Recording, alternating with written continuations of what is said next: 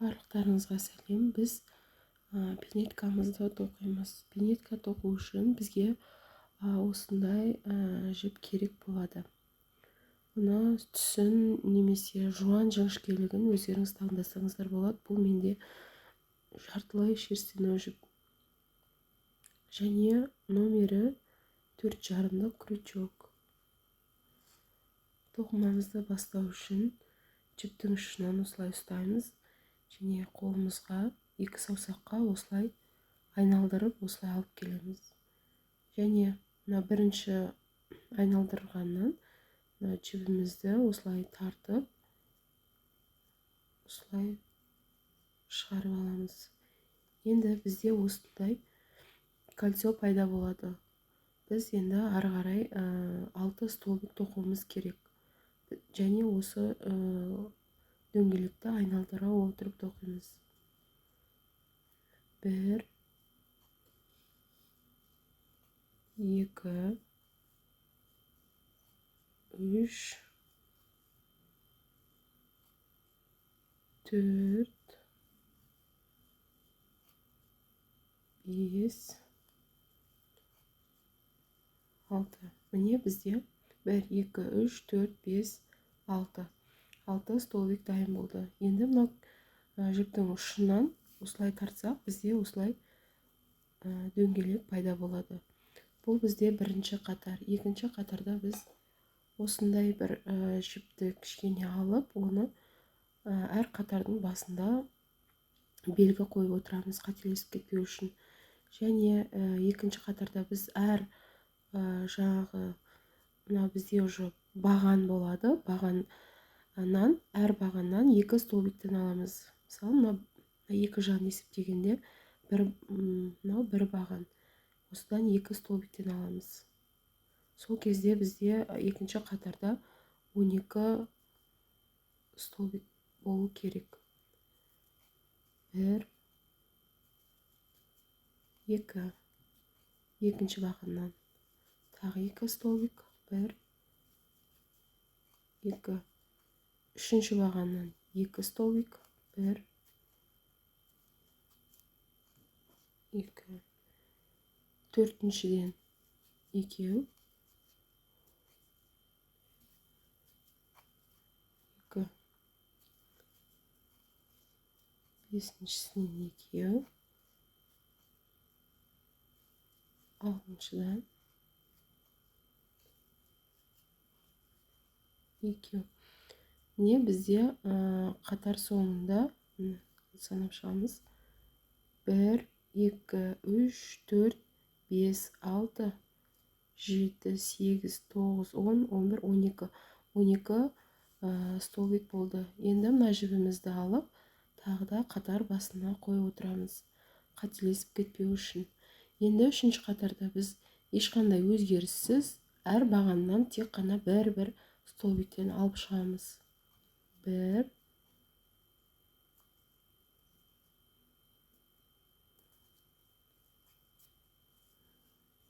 2, 3, 4, 5, 6, 7,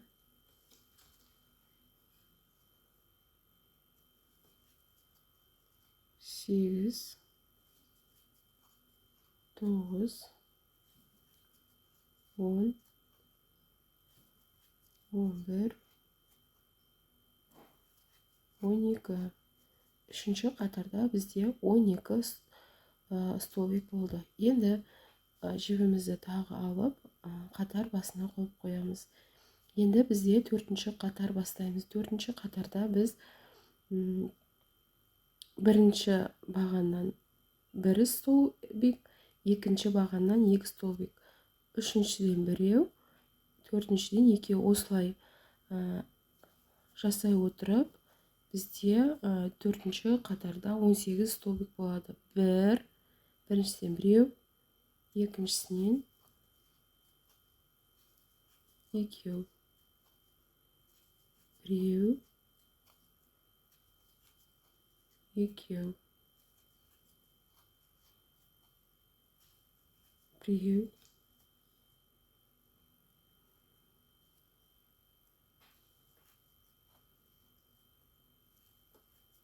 екеу,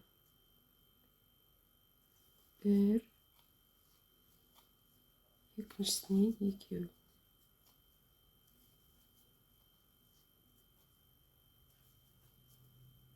біреу, екеу,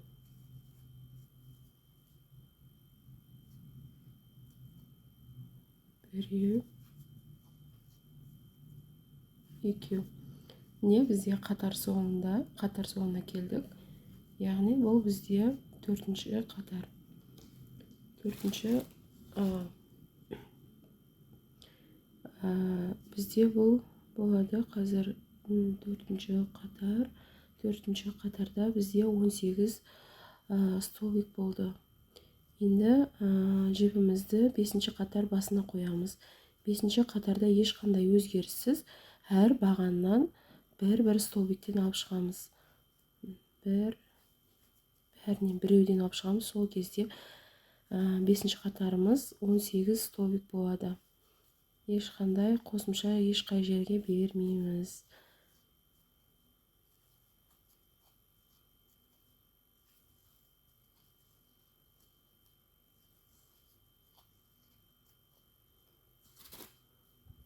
Жіпті қатты тығыз немесе қатты бос тоқуға болмайды. Тығыз тоқсаңыздар тоқылған кезде өте қиын болып тоқылады.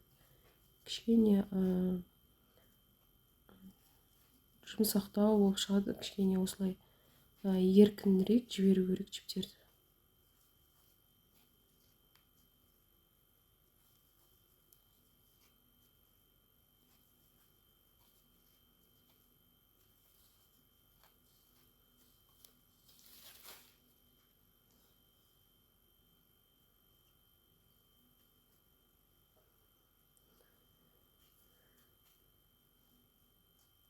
Міне біз бесінші қатарда аяқтадық.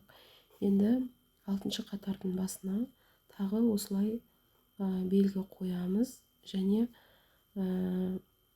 алғашқы екі бағаннан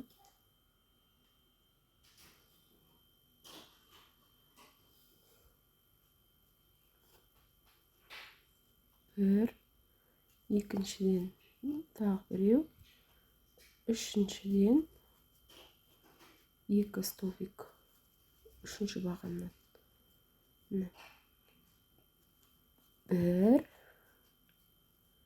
Бір, үшінші бағаннан екі столбик. Осылайша бізде қатар соңында 24 столбик болады. Екеу,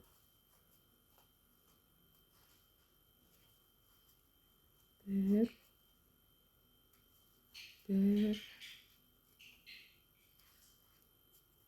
екеу, бір,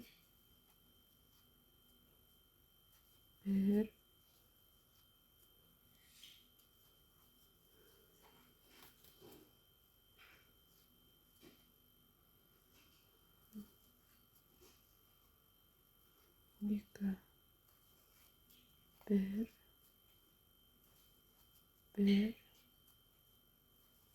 екі. Бізде қазір бұл бізде қазір алтыншы қатар.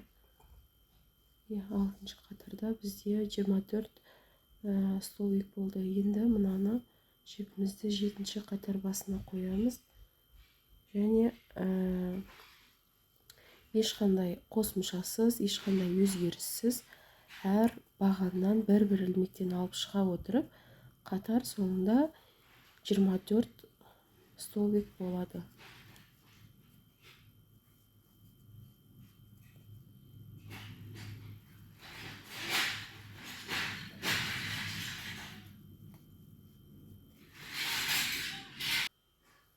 міне бізде қазір есептеген кезде 1 2 3 4 5 6 7 қатар болды. 7 қатар.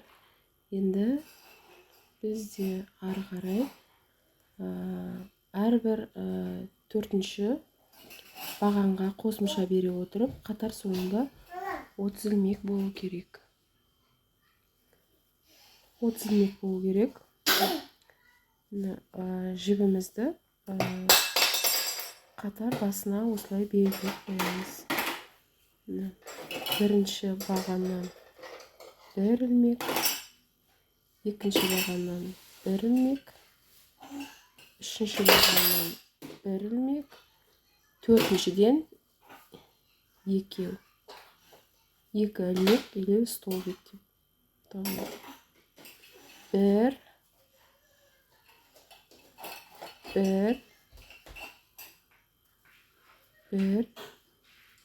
және төртіншіден 2 столбик. Ой, Айша.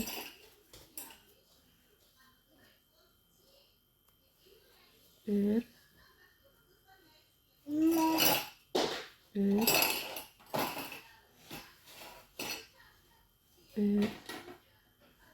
және 2.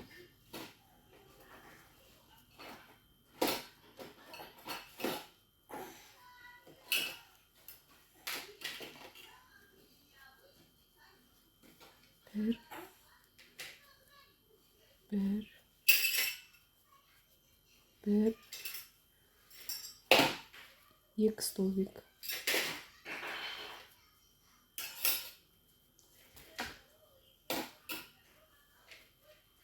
Bir,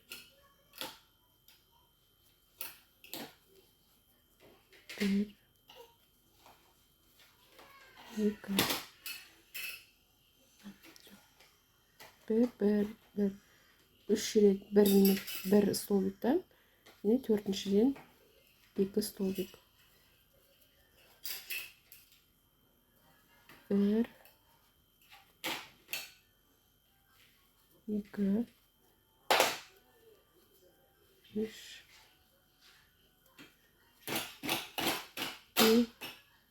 төртіншіден 2 столбик. Міне бізде қазір 8-ші қатар аяқталды. 8-ші қатарда бізде 1 2 3 4 5 6 7 8 8-ші қатарда бізде 30 столбик болды. 30 столбиктен ары қарай айналдыра отырып, былай қарай пинетканың тұмсығы, яғни былай келеді. Осылай қарай 12 қатар ешқандай өзгеріссіз, қосымшасыз 30 столбиктан ала отырып 12 қатар тоқимыз. И ары қарай көрсететін боламын.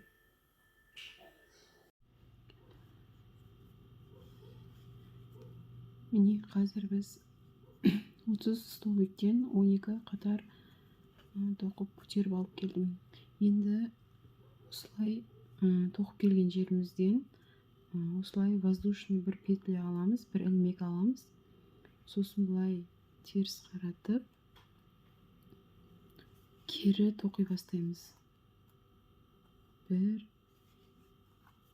2 3 4 5 6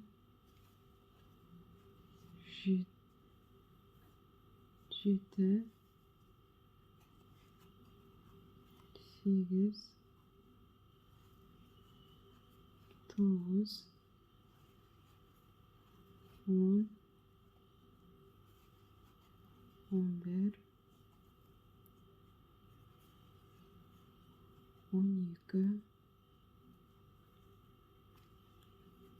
13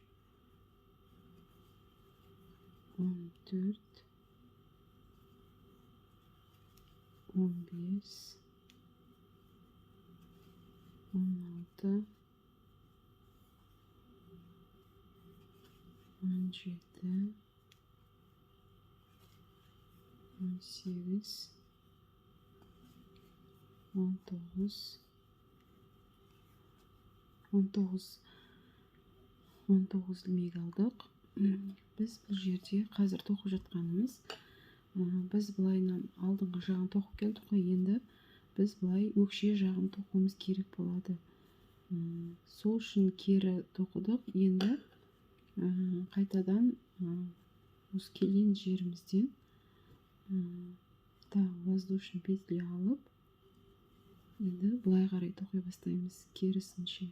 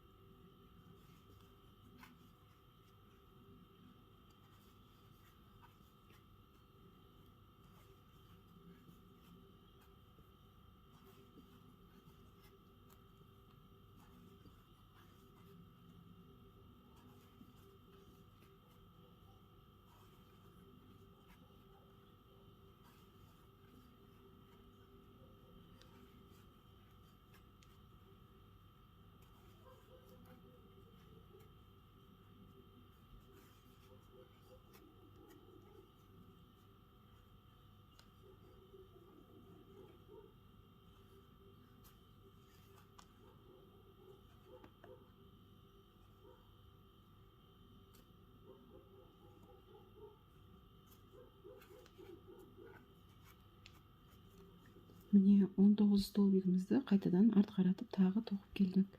Енді осы жерден тағы воздушный алып, енді кері қарай тоқимыз.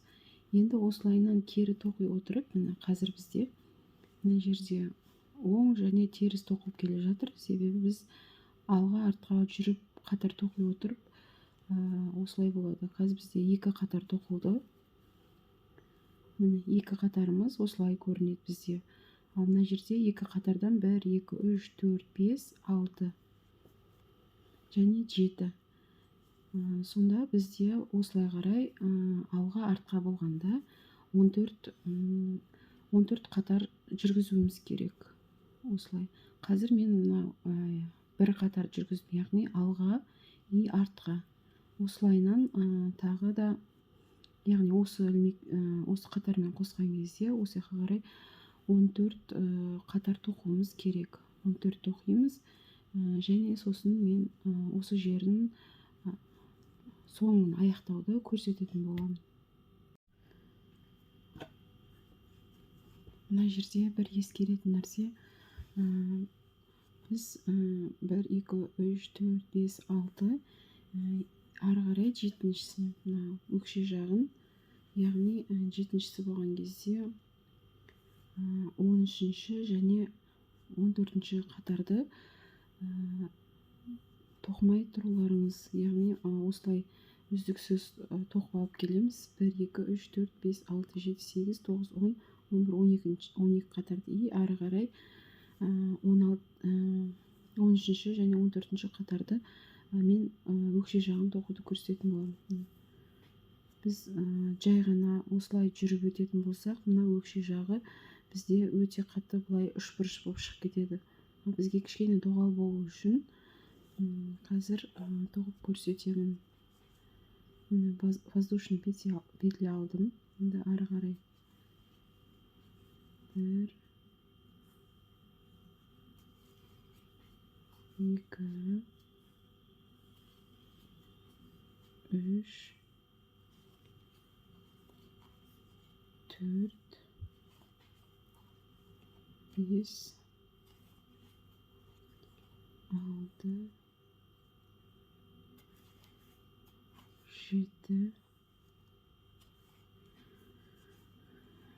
7. Мына жерде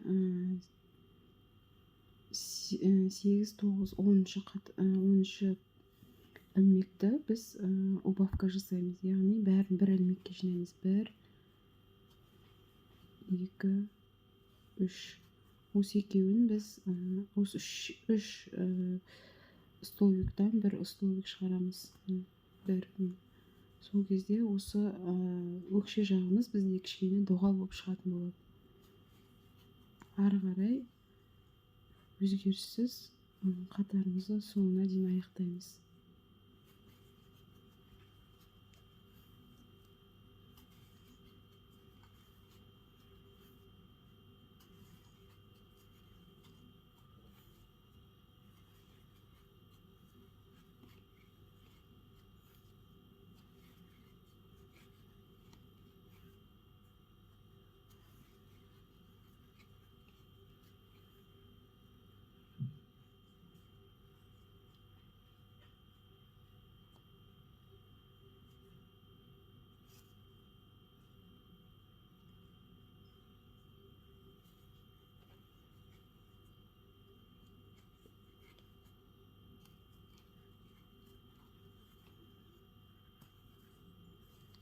Енді біз қазір мына ортасын тоқып жатырмыз. Өкше жағын. Осы екеуін салыстырып қараймыз. Бізде осылай бірдей болып шығады. Енді ары қарай мынау ең соңғы 14-ші қатарымызды тоқу үшін біз осылай ортасын бүктейтін боламыз. Осылай бүктеп, яғни теріс қаратып бүктеп, осы екі жақты бір-біріне қосатын боламыз.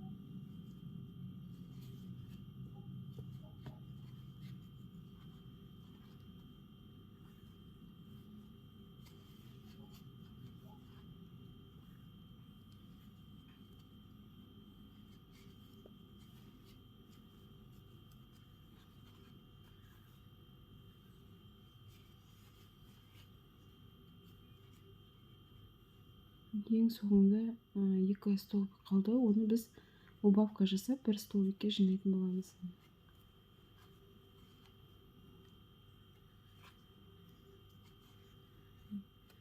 Жібімізді кішкене ұзынырақ қылып осылай шығарып аламыз.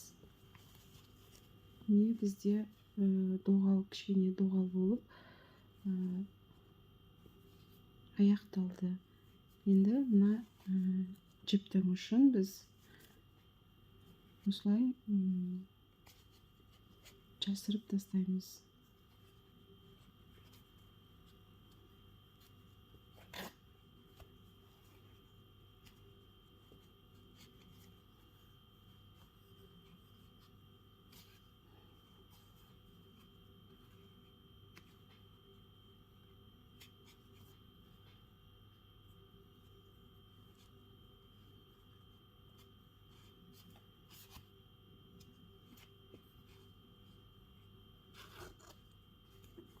Артығын қиып тастауға да болады.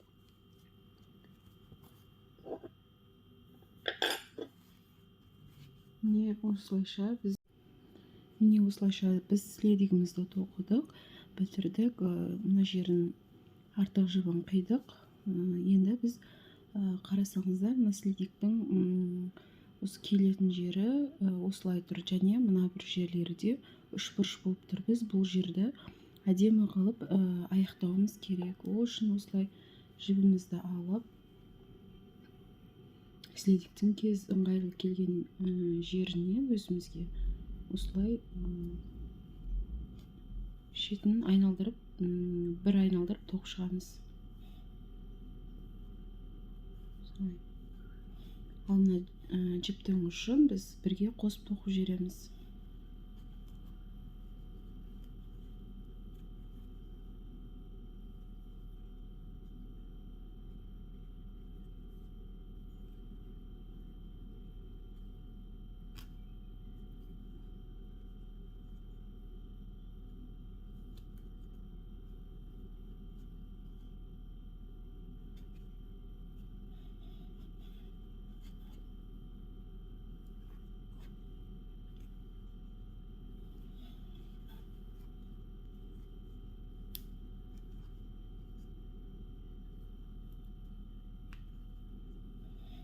міне осылай көрініп тұрған шығар, осылай айналдырып тоқып әкеп мына бұрышқа дейін алып келеміз.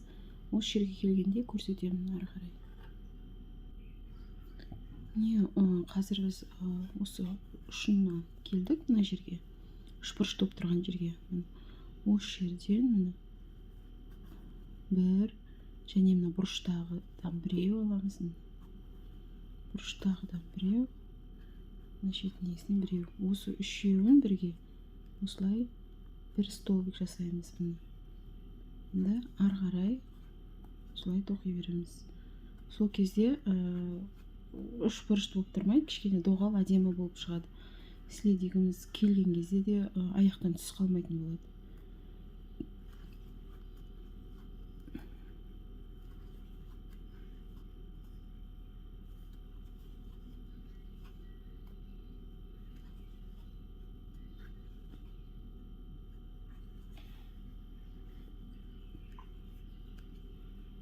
Енді мына бұрышқа келдік. Бұл жерден де солай жасаймыз. 1, 2, 3. Үшеуінен бір столбик жасаймыз. Осылай.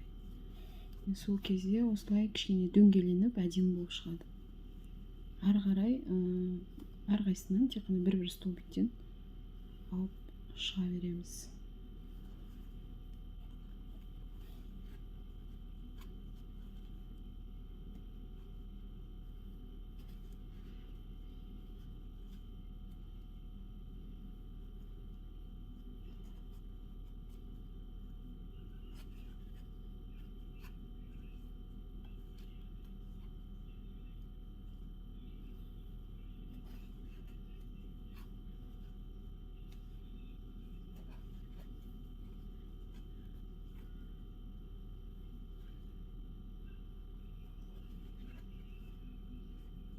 Міне қазір біз следиктің жаңағы тоқып бастаған жерімізге келдік.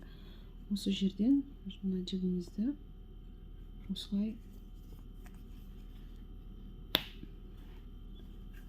өстіп шығарып аламыз да. И мына жіпті тоже ішіне қарай осылай тоқу арқылы жасырып кіргізіп тастаймыз.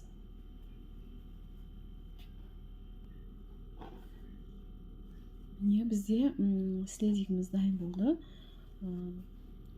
Енді бұны әдемілеп қалағанымызша өзіміз сәндеуімізге болады. Енді каналыма жазылып лайк басып кетіңіздер. Бұдан да қызықты видеолармен бөлісетін боламын.